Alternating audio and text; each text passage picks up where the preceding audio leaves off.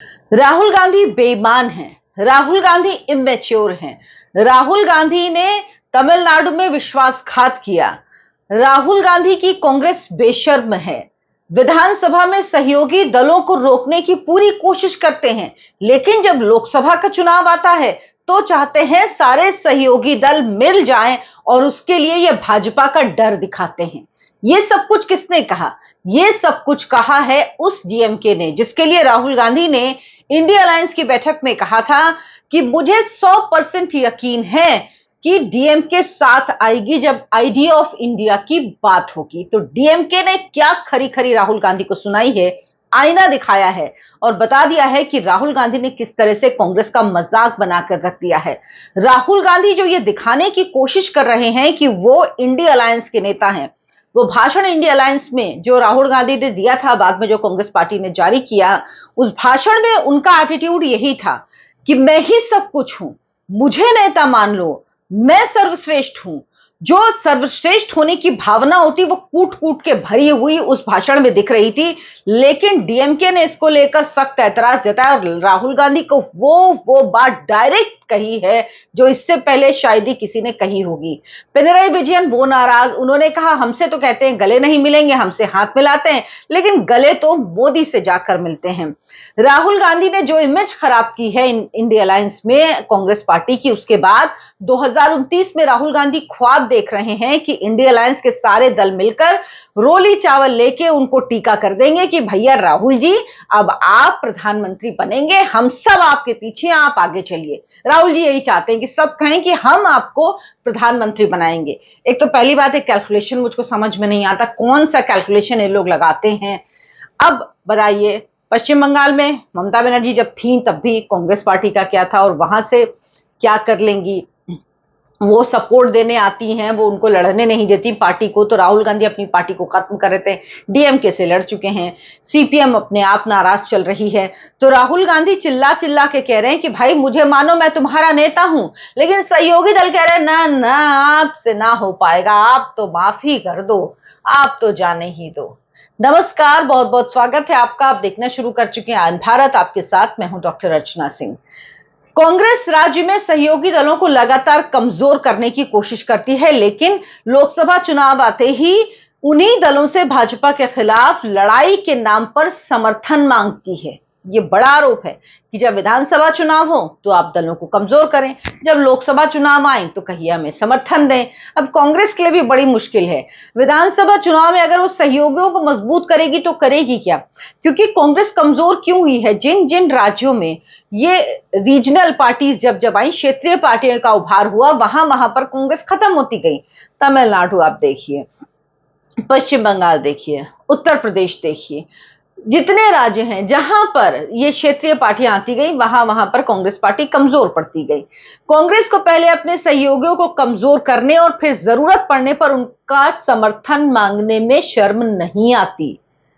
Akhilesh Yadav, Tejashwi Yadav, national conference के नेता उमर अब्दुल्ला सहित इंडिया गठबंधन के कई नेताओं ने सहयोगी दलों के प्रति कांग्रेस के रवैये पर असंतोष व्यक्त किया था इंडिया अलायंस की बैठक के दौरान।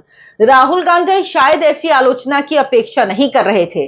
भाजपा के खिलाफ विपक्षी एकता पर चर्चा करने के लिए बुलाई गई बैठक में कांग्रेस खुद आलोचना के प्रमुख निशाने पर आ गई। सभी दल जो हैं सहयोगी दल, वो कांग्रेस पार्टी की आलोचना कर रहे थे इस बैठक में।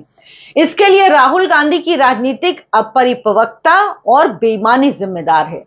ये सब कुछ डीएमके ने कहा है अपने मुखपत्र मुरासोली में। एक लेख लिखा है जिसमें राहुल गांधी की धज्जियां उड़ा दी हैं।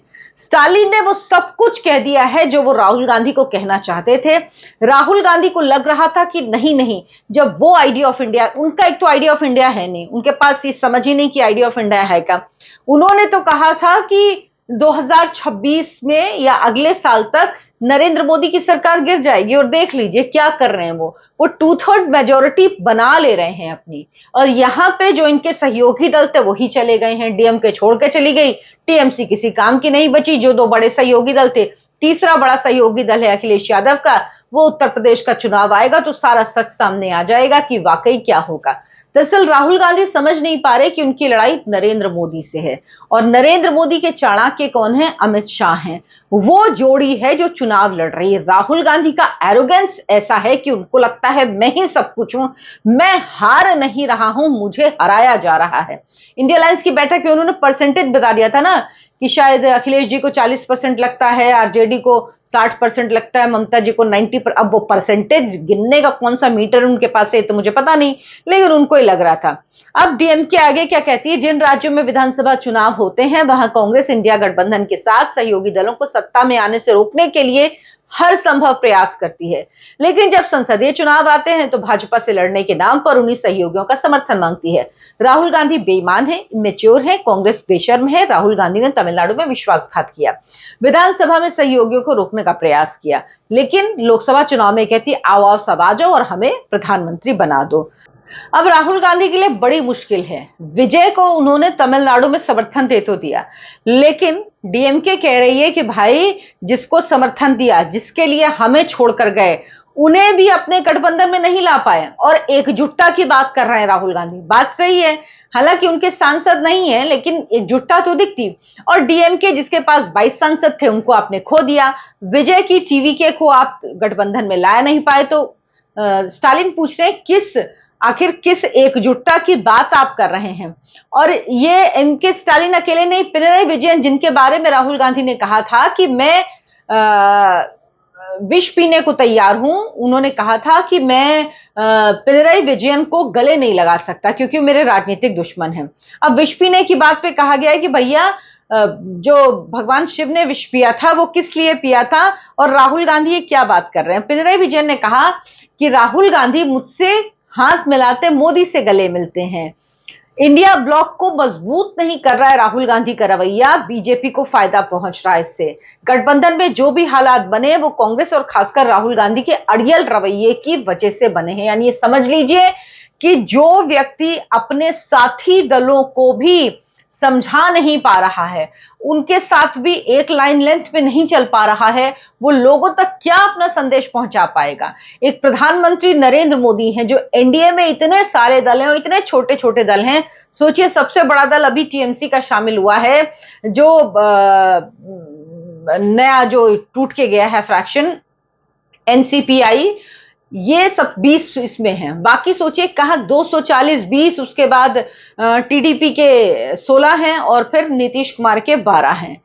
तो आप सोचिए इतने छोटे छोटे दल हैं लेकिन उनको संभाल के रखते हैं कितना, उनको बराबरी में रखते हैं, उनको ये नहीं बताते कि मैं सर्वश्रेष्ठ हूं। जबकि नरेंद्र मोदी का तो वो कद है, वो अपने दम पर चुनाव जिताते हैं, वो वोट लाने की शक्ति रखते हैं। आज तक जब से वो चुनावी राजनीति में आए, ना उनकी अगुवाई में उनकी पार्टी कभी हारी है और ना वो अपना चुनाव कभी हारे हैं। ये रिकॉर्ड है उनके नाम। और राहुल गांधी के नाम रिकॉर्ड है कि वो 2004 जब से राजनीति में आए, 2026 22 साल हो गए, वो कुछ नहीं कर पाए हैं। अपनी सीट अमेठी भी हार जाते हैं, जो कि उनकी पारंपरिक, उनके परिवार की खानदानी सीट रही है, वो सीट तक हार जाते हैं। ये हालत है। फिर उसके बाद वायनाड जब भाग जाते हैं, वायनाड से जाके जीतते हैं वो। ये स्थिति राहुल गांधी की है और वो कंपैरिजन करते हैं नरेंद्र मोदी से। फिर सोचते हैं मैं प्रधानमंत्री क्यों नहीं बन सकता हूं। आप इसलिए नहीं बन सकते क्योंकि आपको पता ही नहीं आप कह क्या रहे हैं, कर क्या रहे हैं, और आपके सहयोगी आपको लगातार आईना दिखा रहे हैं। अभी उत्तर प्रदेश के चुनाव में अखिलेश यादव साफ कर चुके हैं कि भाई जो दूंगा वो लेना पड़ेगा, भीख की तरह सीट दे रहे हैं, लेकिन आपको समझ में नहीं आता है। राहुल गांधी किसी और ही दुनिया में रहते हैं, वो समझने को तैयार ही नहीं है कि उनके सहयोगी उनसे क्या चाहते हैं। अगर वो एक बड़ी पार्टी की तरह खुद को प्रायोजित, खुद को सामने रखना चाहते हैं दूसरी पार्टियों के, तो उनको वैसा व्यवहार भी करना होगा। और अगर वो चाहते हैं कि रीजनल पार्टीज उनकी पार्टी को नुकसान पहुंचा रही हैं, तो उनको लॉन्ग टर्म स्ट्रैटेजी बनानी होगी। उत्तर प्रदेश में आप समाजवादी पार्टी के साथ नहीं जाएंगे तो क्या करेंगे? लड़कियों लड़ सकती हूं, मैं बार बार बता चुकी हूं, वो 97% सीटों में आपकी जमानत जब्त हो जाती है। किस तरह से आप चुनाव लड़ेंगे? आपने 2022 से लेके अभी 2026 हो गया है, 2027 का चुनाव आने वाला है, क्या काम किया कांग्रेस पार्टी ने? मैं तो कह रही हूं 24 आप बता दीजिए, 24 में आपको 6 सीटें मिली थी, कितना बड़ा टर्निंग पॉइंट था आपके पास, किसी भी वजह से मिली, इममटीरियल है, आप 6 सीट जीते, ये बड़ी बात है। आपने उसके बाद उन 6 सीटों में अपने उस वोट को अपनी तरफ खींचने के लिए, उसको कंसिस्टेंट करने के लिए, ताकि अगली बार भी हमें वोट मिले, आपने क्या किया? कुछ नहीं किया आप लोगों ने उत्तर प्रदेश में। और आपको लगता है जनता बस ऐसे ही आपको आके वोट दे देगी, आप मोदी को गाली देंगे, आप बोलेंगे सरकार गिर जाएगी, आप बोलेंगे सारी संस्थाओं पर कब्जा है, फिर अगले दिन आप सो के उठेंगे और आप कहेंगे नहीं नहीं सारी संस्थाएं मुझे रिपोर्ट करती हैं, फिर आप कहेंगे कि मैं शिव हूं, मैं विष पी लेता हूं, लेकिन मैं किसी से राजनीतिक रूप से गले। अरे भैया क्या है ये सब? आप सोचिए तो, आप बोल क्या रहे हैं? आप कुछ भी बोल रहे हैं और आपके अगल बगल के लोग जो है वो आपको चढ़ा रहे हैं, आपको बर्बाद। मैं तो कहती हूं ना, जो एक है भी, मैं भूल गई उस वक्त, एक कहावत है कि दुश्मन को पास में रखना चाहिए, बहुत जरूरी था। आपके क्रिटिक होने चाहिए जो आपको बता पाए। चाटुकार आपको कभी भला नहीं करेंगे, और आपके चारों तरफ आपके चाटुकार हैं जो अगर आप चले गए वहां पर ऑटो वालों के संग बैठ गए तो कहते वाह वाह क्या राहुल जी क्या लग रहे थे, शेर आया। अरे भैया काय का शेर आया? काय का शेर आया? काहे का शेर? शेर है तो जाके जंगल में रहे, जंगल में तो चुनाव होता नहीं, जंगल में तो जंगल का कानून चलता है, यहां पे तो होता है ना भाई। लेकिन आप तो पता नहीं किस दुनिया में खोए रहते हैं, बस सोशल मीडिया पे कर करके, और आपके अगल बगल के लोगों ने आपको बर्बाद किया हुआ। सबसे बड़ी चीज है जो आपके अगल बगल के लोगों ने, सबसे पहले उनको बाहर करिए। नहीं करेंगे, मेरे कहने से होता क्या है वैसे भी, लेकिन फिर भी बुरी आदत है सलाह देने की, दे देती हूँ। क्योंकि ऐसा लगता है ना कि सबसे पुरानी देश की पार्टी और एक विपक्ष मजबूत होना जरूरी है, लेकिन भाई राहुल गांधी जैसा नेता प्रतिपक्ष बिल्कुल नहीं होना चाहिए, जिसको उस पद की गरिमा का ही एहसास नहीं है, उस पद की गरिमा को ही धूमिल कर रहे हैं। जिस तरह से उनका एटीट्यूड है, जैसे चलते हैं, जैसे कपड़े पहनते, खैर कपड़े पहनना उनकी अपने मर्जी की चीज है, लेकिन फिर भी क्या माइंडसेट है, क्या सोचते हैं? पहले तो वो कुर्ता पजामा पहनते थे, वो कुर्ता पजामा पहने, पैंट शर्ट पहने, वो टी शर्ट पहनते हो, अच्छा लगता है, ठीक है। लेकिन एक जो बॉडी लैंग्वेज, एक एटीट्यूड होता है ना, वो बड़ा ही, वो कनेक्ट नहीं करता, डिसकनेक्ट करता है वो। राहुल जी आपको लोगों से कनेक्ट होना है, वो आप नहीं कर पा रहे हैं। और आप लोगों से क्या, अपने सहयोगियों से कनेक्ट नहीं कर पा रहे हैं। सीपीएम आपसे नाराज, डीएमके तो अलग ही हो गया, आरजेडी आपसे नाराज, उद्धव ठाकरे आपसे नाराज, हेमंत सोरेन आपसे नाराज। कौन है जो आपके साथ है? आरजेडी ने आपको साथ में लिया वहां, उसके बाद उसने देखा उसका क्या अंजाम हुआ। अखिलेश यादव तो किनारे, अभी उनकी चुनाव आने वाला है, थोड़ी मजबूरी है, या कह लीजिए वो सोच रहे थोड़ा साथ में हो जाए तो ठीक रहेगा मामला। लेकिन उसके बाद देखिएगा वो भी किस तरह से आपको एकदम किनारे करेंगे। तो मुझे लगता है कांग्रेस पार्टी को इन सब पर विचार करना चाहिए। आप क्या सोचते हैं इस पर मुझे कमेंट करके जरूर बताएं। वीडियो को लाइक करें, शेयर करें, मेरे चैनल आयन भारत को सब्सक्राइब कर लें। धन्यवाद, नमस्कार।